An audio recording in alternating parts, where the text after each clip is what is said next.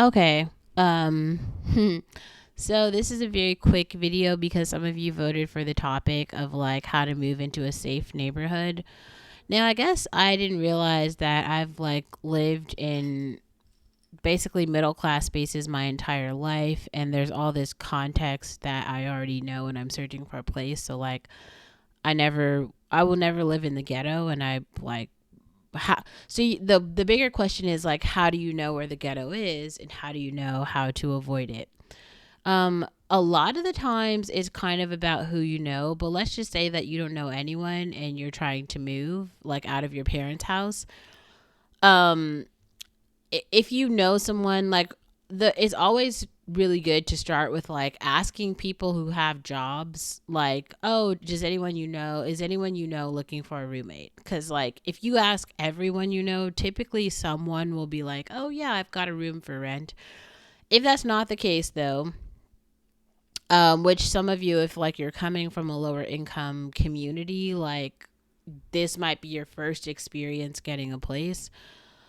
There's this website called Apartment List, which I will put in the description box. And obviously, like, download the app. And like, I don't know your current situation. If you have a job already and you're making like $5,000 a month at least, then I would say live somewhere nice. Pay as much. Like, I think it's, you usually need to make like 2.5 times the rent.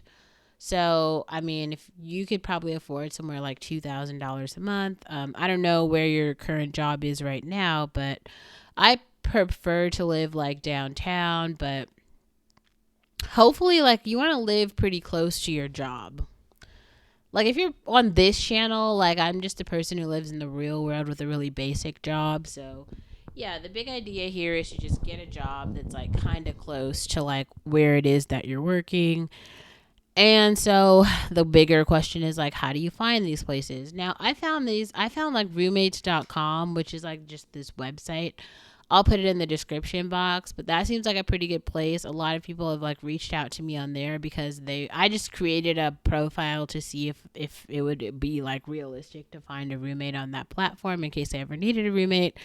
And I would say like that's sprung like five fruit. There have been like five different places which seem like plausible. The people seem like great. Like, I think I would, if I actually wanted a roommate, I would really like go for that.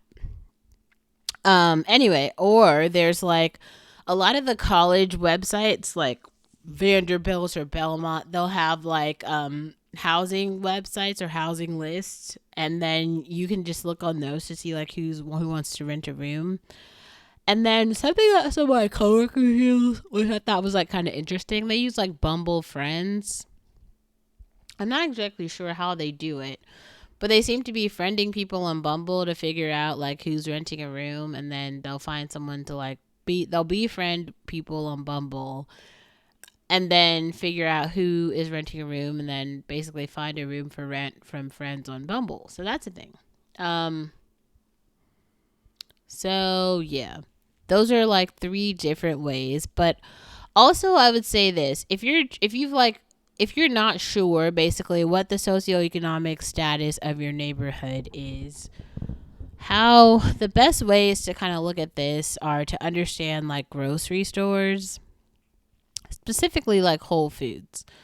Like, whatever state that you live in, hopefully if you're living in like a desirable state like Chicago or like, Tennessee, New York, California, but even the other like states, Connecticut, anywhere like that, look for a Whole Foods. Whole Foods does this thing where they have a whole team of city planners who like they only build Whole Foods in places where like the socioeconomic status is really good. So like people are just making like a certain amount of money, and so they want to build near there because they know people who make that much money want to shop there. So that's the whole thing. Basically, if you live within like 2 miles of a Whole Foods, then you're living in a pretty good neighborhood.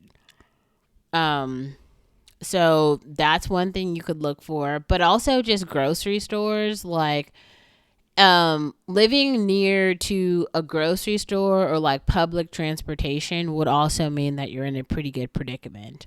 And you can always use like the Google map. Like you could start from like wherever your job is, right? Because you know where your job is.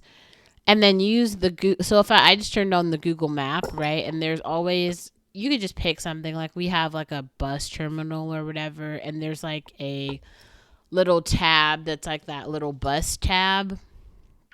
And you can kind of like search around there. And you want to just make sure that you'll be able to get like from your job to your house via public transit. If there's no way to get from public transit to your house, you probably don't live in a good neighborhood, because like cities and city planning, a really big part of city planning is making sure that people can like get around. So if they didn't even plan for your bus stop, you got issues. Like I've never lived somewhere that was more than a block away from a bus stop.